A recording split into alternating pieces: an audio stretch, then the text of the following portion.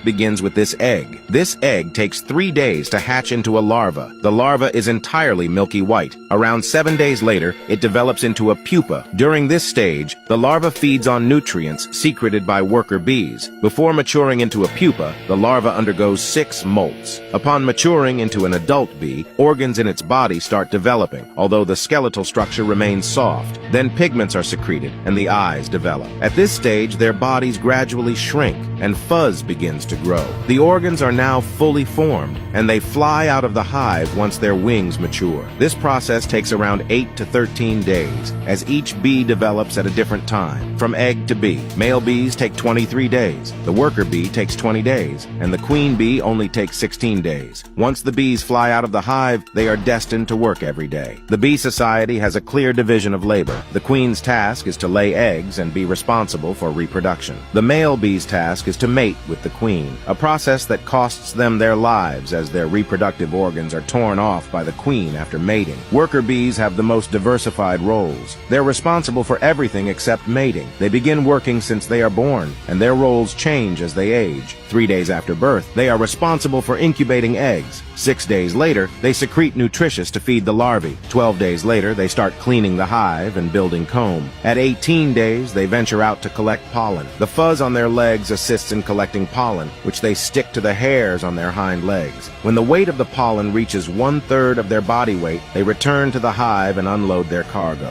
It produces 1 kilogram of honey in its life, means to collect 10 kilograms of nectar, covering a distance of 320,000 kilometers, equivalent to circling the Earth 8 times. This high-intensity work results in a short average lifespan of only 30 days, but it's better than being killed by the queen bee after mating.